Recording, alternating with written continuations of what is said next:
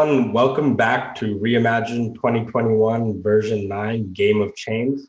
So we're back with our ninth event, and this time we're exploring really the innovation that's happening with side chains, with layer 2 solutions, and a lot of leaders and entrepreneurs out there are building the next wave of products in the ecosystem. I'm Roshan Mirajkar. I'm your host for this event, and I'm very excited to be joined here by a new guest.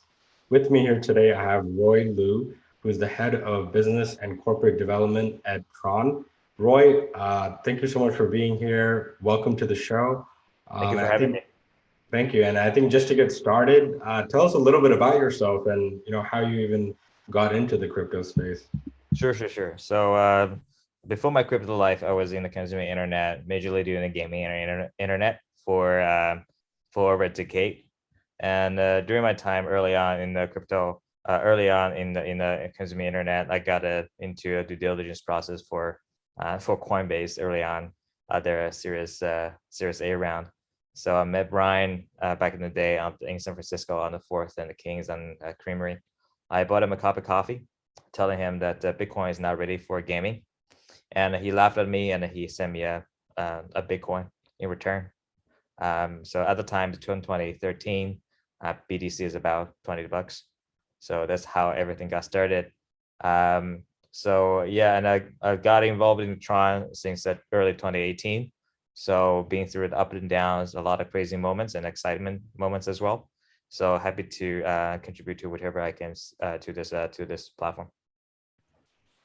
Yeah, that's actually a really cool story. I really love the stories when it's like someone else in the space got someone else in. I think it's really cool. But it's been a very wild last year, and it's still like a wild year continuing. How has it been for you and your team in terms of like, have you seen a lot of retail interest and retail adoption past couple months? Oh, without doubt, right? We see a lot of more adoption on the media, mainstream outlets, as well as various of groups here and there popping up here and there. Not to mention a bunch of crypto influencers live on Twitter as well as on TikTok, being taught about crypto, and also one of the biggest, our best uh, love or hate kind of a friend, Elon Musk, has been talking about crypto. Then that's a time like crypto is definitely is getting onto the mainstream and is here to stay for sure. Yeah, we never had these different players kind of involved in the ecosystem before. And I know that Tron has been around for a long time and has a very interesting history of many applications. And Justin Sun being so outspoken about many things. What do you see Tron's role in the entire blockchain ecosystem as being? Sure. I think Tron, I think Justin has been done a lot of amazing things.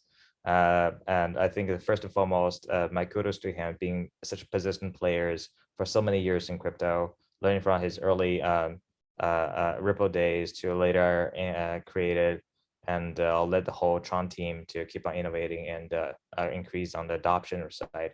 I think position for Tron is the problem solver, right? Where we see a lot of problems in the crypto space, and we try to solve it with our fast and decentralized network, and to make people actually can use it. I think that first and foremost, we solve the problem when we see when proof of work is not becoming environment friendly, it's not so efficient, so we adopted DPoS at the get-go. When we see the stable coins being choked through the slower network from either early on Bitcoin network or ETH, and we worked with the Tether and to support the Tether onto working on Tron. As of now, today, I see in Tron, the Tether on Tron has surpassed over almost 32 billion in market cap, versus Tether on ETH is a bit, over 30 billion market cap. It's amazing to see Tron with such a lifetime, such a short history, but with an engaging user base of over 5 million daily active users, to surpass the kind of usability of on Ethereum. So we're also expanding a big time in other sectors, like aside from stablecoin, like DeFi. There are almost 7 billion in TVL on Tron right now, right? Versus on NFT, we have big plays there. As you see, recently there's a project called Ape NFT, launched on Tron, and it got a lot of traction there as well.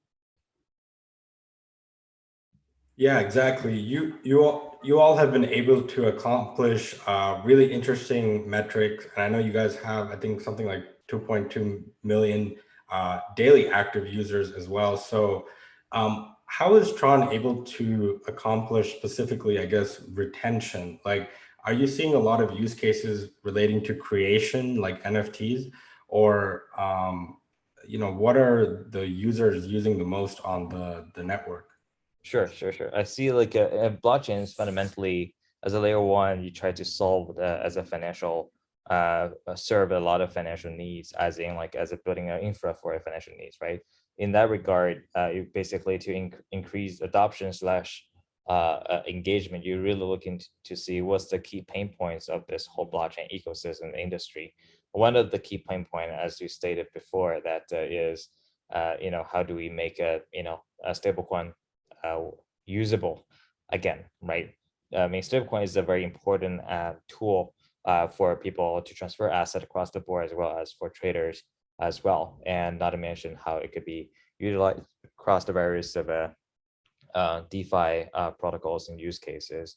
So, I mean, we saw the opportunity back in 2019, and when Tether talked to us about running on Tron, we happily supported that. And Tron, I mean, we're a very small team, and the key thing we need to know is make sure that how to serve the key players in the space and make sure their solution runs scale and fast on Tron. And it's amazing to us, like the Tether on Tron started about 100 million market cap at the time, was peanuts comparing to whatever on the on Bitcoins as well as on Ethereum's, right? But now it's being really surpassing and taking the leadership role in terms of adoption and the usability, which contributes back into the re-engagement as a portion of that apparently contribute to the re-engagement. So it's not I think this is one aspect of it, to focus on the real use case. Second of all is to embrace the ecosystem, to make sure that the developer within ecosystem, they get the support they need. For example, we really encourage a lot of developer to participate into the hackathons, as well as in other development process. We give out grants and sponsorship to these developer teams. We just did, I think, a hackathon a couple of weeks back, and we received a phenomenal feedbacks. A lot of developers jumping on board. I see like given the slow speed on the Ethereum, I think more and more developers start to realize they need to have a Tron play so as to adapt to the user base there, given the speed, given the community, as well as to given the liquidity that lives on Tron. Like I mentioned, there are over 7 billion in terms of asset TVL that currently lives on Tron. It's never by all means like a small amount of a small number to be ignored.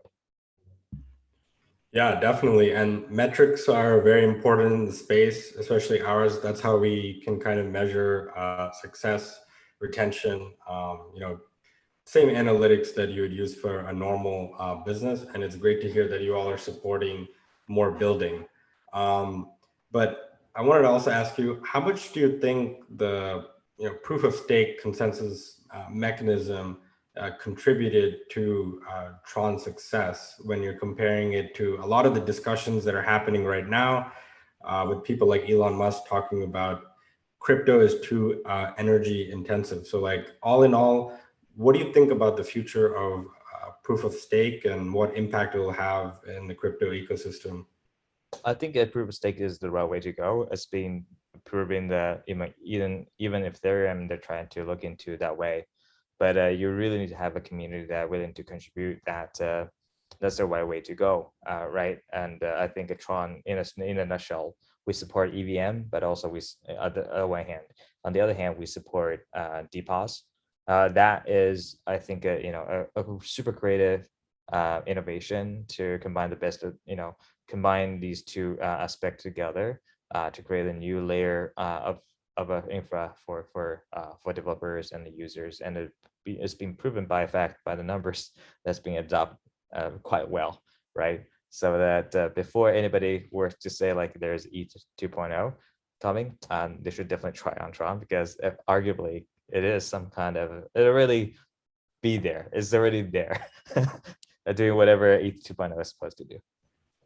Yeah, no, I really love that point of like the technology that you're talking about right now. People can actually use it today. So I think there's a lot of differences in the ecosystem where some chains are still looking to update or still deciding. They haven't had consensus maybe, but great to hear that you all are making development. So on that note, what's your viewpoint? Do you think that blockchains will always be in competition with one another, or do you believe there'll be more bridges in the ecosystem long term?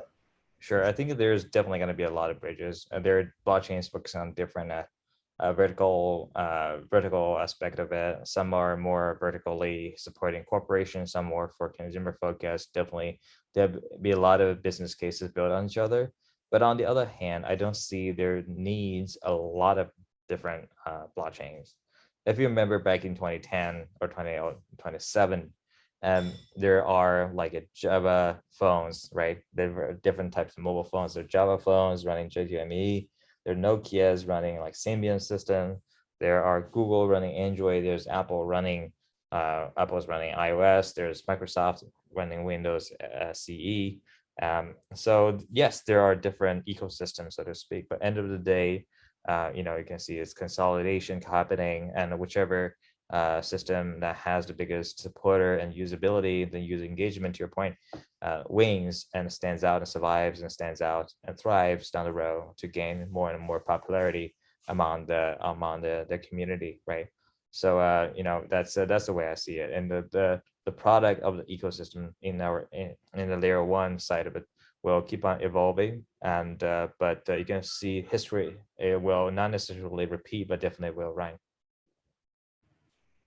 Yeah, I think that's a good comparison for a lot of people to understand kind of what you're saying. But kind of going deeper, what do you think? Like Tron is, a lot of people think Tron is a competitor to Ethereum. So do you believe that one day Tron or other chains will overtake Ethereum, or do those conversations even matter when we're just talking about things like mass adoption at large?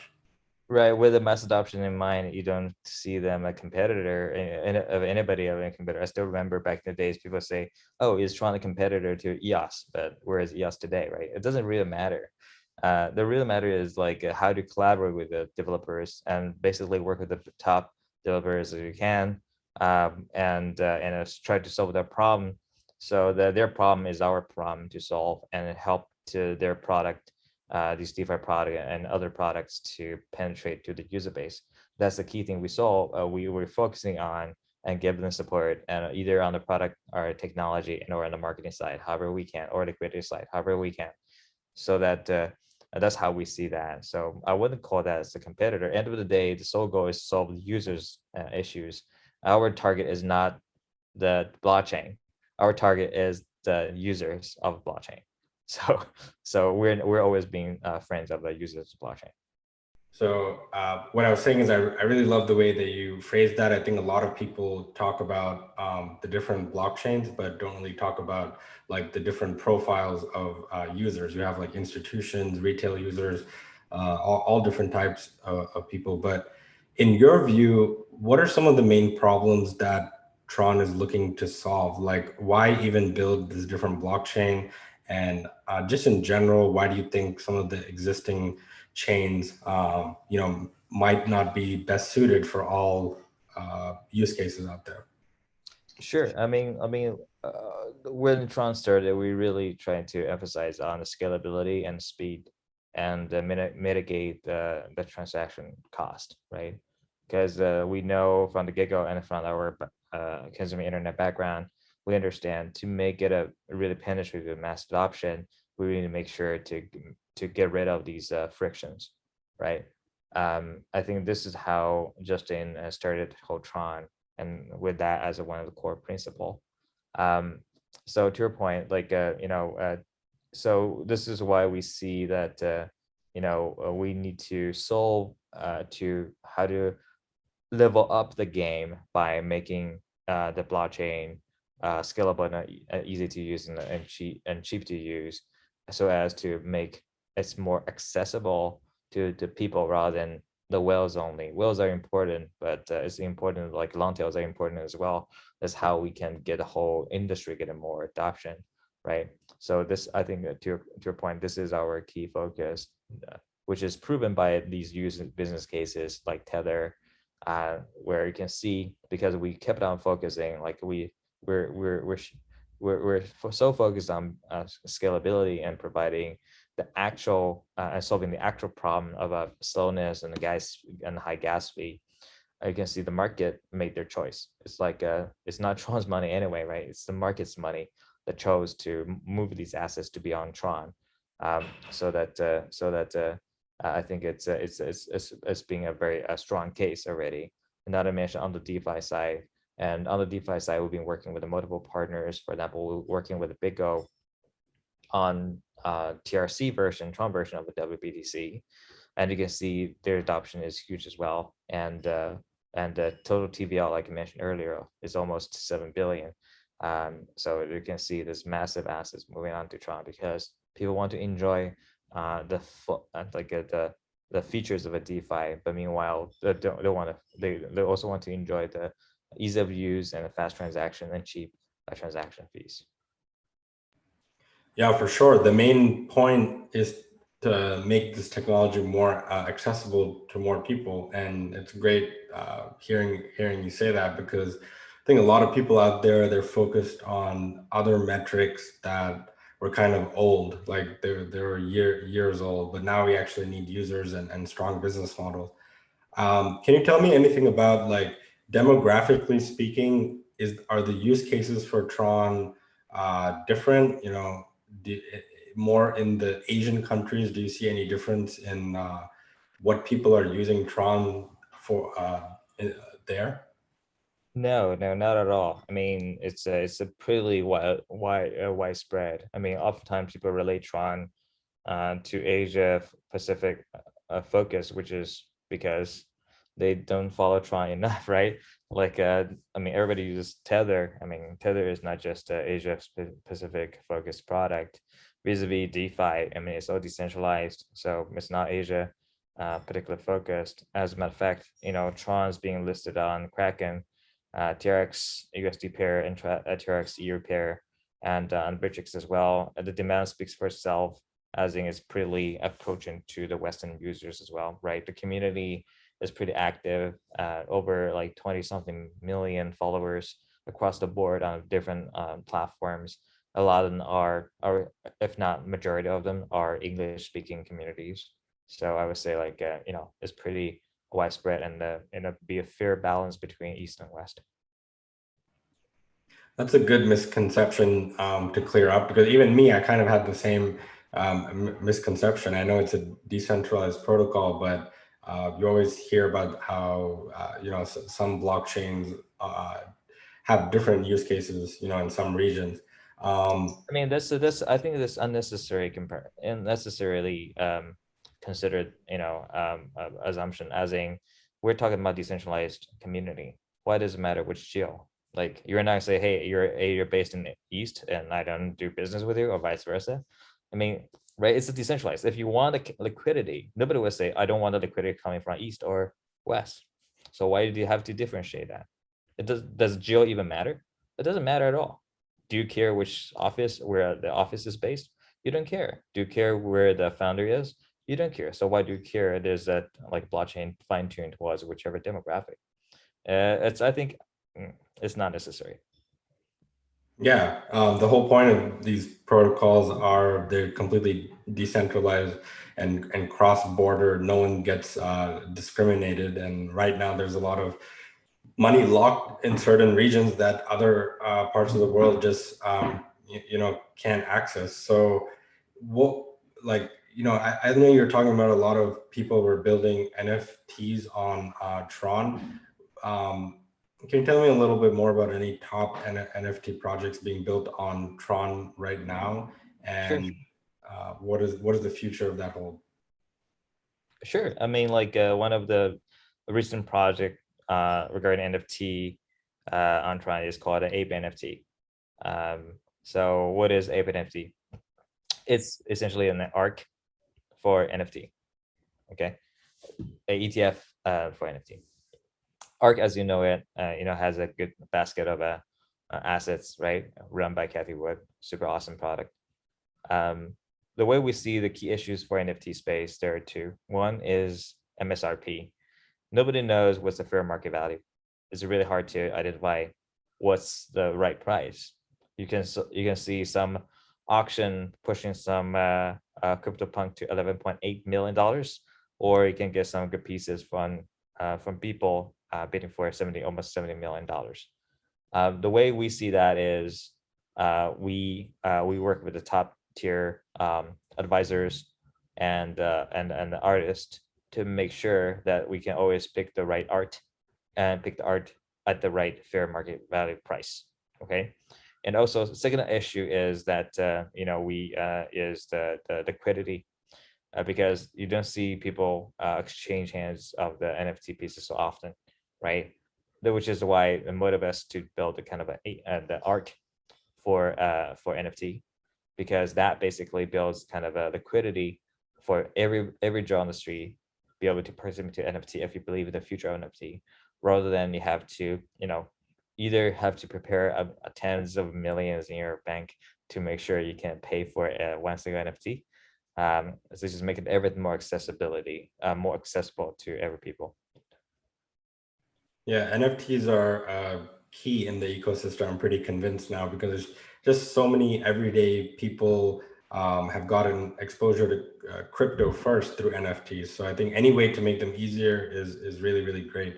Yeah. And on the topic of community, how does Tron deal with things like consensus and governance? Like, what role does the community have in determining some of the upgrades and developments you guys do? Oh, sure. There's a huge the huge community involved. Like we're like the nodes or witness in our term is called super representatives.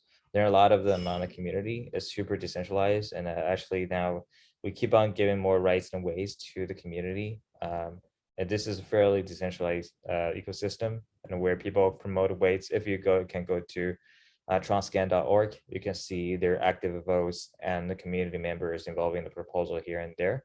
And also, by all means, participating to the communities to see the discussion on these proposals and so forth. So there's active community dev team being engaging with every proposal and upgrade, so on and so forth, depending on community feedbacks. Yeah, the community always plays a good role, and I think ultimately determining what a lot of these blockchains, really should be building, to try to find product market fit. But over the next couple of years, what do you see Tron? If you could like kind of predict, what do you really I wish see? I can. Huh? I really wish I could. You wish you could, but what do you all see yourselves really focusing on and working on? Because like DeFi and NFTs did not even exist a few years ago. So what is the next like interesting use case or product you haven't seen on Tron yet, but you'd like to?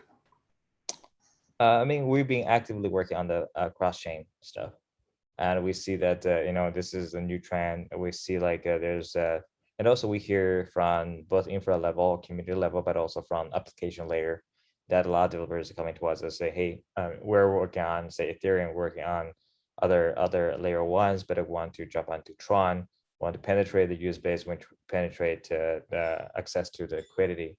It makes a lot of sense, right? It's everybody wants.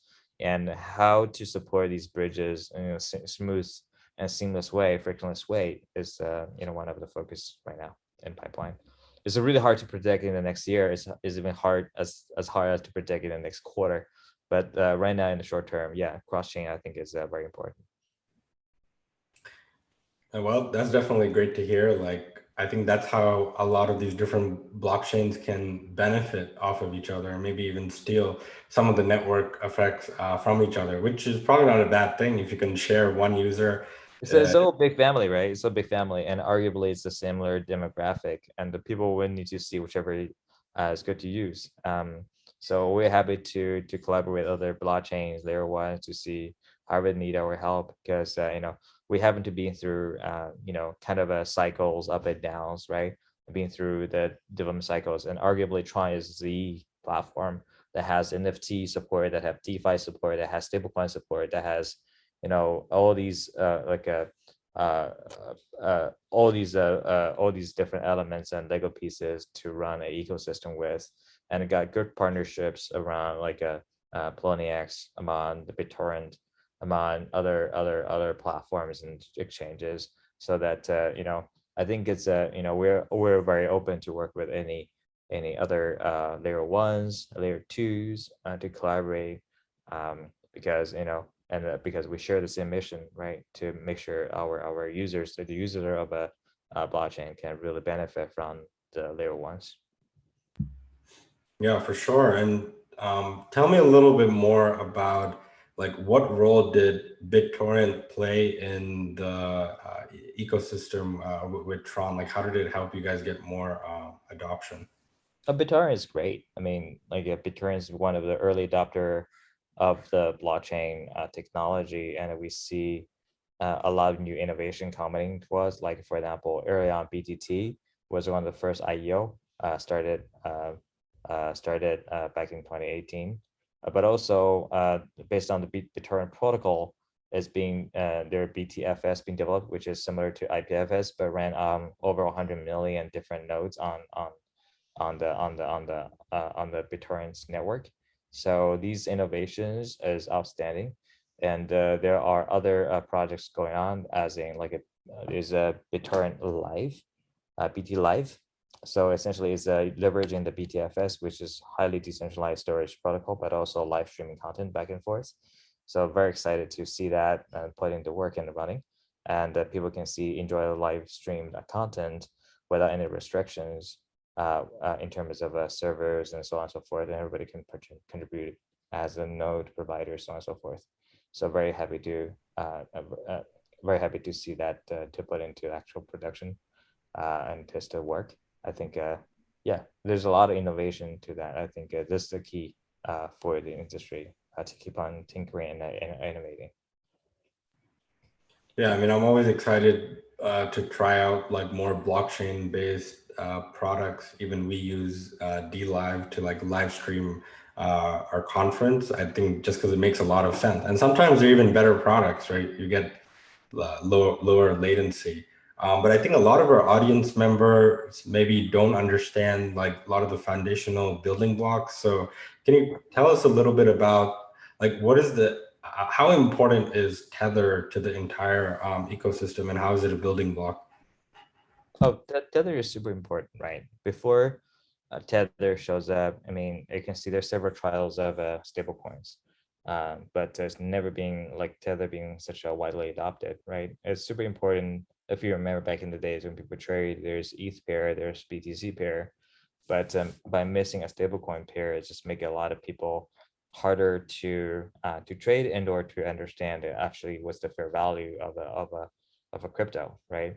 I think Tether did a phenomenal job to basically let people understand, what's the fair value of the token or coin, and also make it more as a harbor for traders to park whenever there's volatility, so that they can take profit and or just stop loss into that. So I think it does a phenomenal job.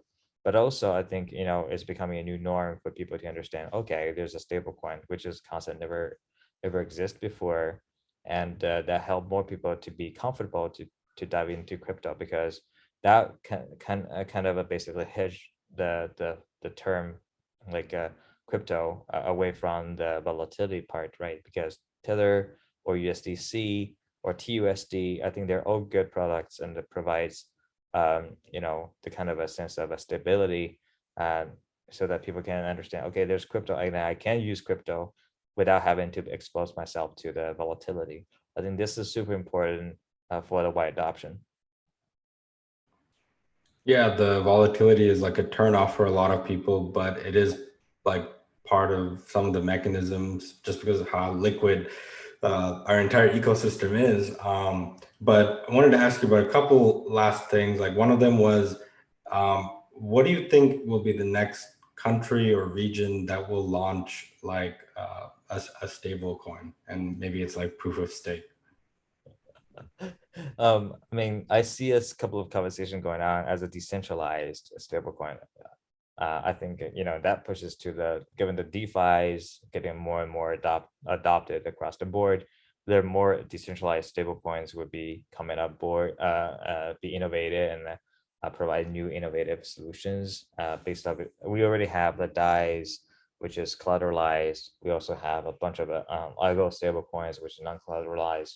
We're already seeing a lot of new innovations come in under the hood, trying to solve the issues on both ends, like rebalance issues on the algo side, but also over collateralizations on the collateralized side. So we see new innovations happening on that end. I'm personally super excited to see if that can be pulled off, right? That's really pushing the DeFi and the decentralized stablecoin to the whole decentralized ecosystem to the next stage. On the CBDC side, I can see like there's a lot of good conversation going on in Latam and in Africa. I see that's definitely the trend. Which country? I don't know. Maybe maybe Panama is the next, because I don't know, because I see a lot of good regions being staying very crypto friendly, like UAE, for example, Singapore, for example, Panama, and El Salvador is all very good pioneers into supporting at least in crypto and early on adopting of BTC. I think it's good to explore practice to see their government officials to do more jobs and explore what could be what is doable over there for the stablecoin or CBDC side. Yeah, and I think you hit it right on the head. Like education is a huge part of a lot of the roadblocks that exist. So one of my last questions is for the people like getting into the space that maybe want to try DeFi or want to try Tron, like one, where should they go? What's the first thing they should do? And just want to give you a chance to, let people know how they can connect with you. And yeah, if you want to tell us anything else about Tron and the latest developments. Sure. I think the first thing people should do, just open their Chrome-based browser and go to the extension and search for Tron Link, which is Tron-based wallet. I think Tron's ecosystem being built super super sophisticated, and the Tron Link adds a very good entry to the whole Tron ecosystem that get people to basically expose people to the recent development of the Tron's ecosystem on the Tron scans. If you go to tronscan.org, you can see all the performance numbers, the metrics there. Also through the Tron Link, which is a wallet, you can get access to the Just Network, which is all the DeFi building blocks on Tron, right? You can get over to Just Swap, which is a DEX on Tron, right? And other borrow lending products. It's all accessible through Just Link. And so I think that's the first thing to do. Basically you can get exposed to a lot of good progress happening on Tron.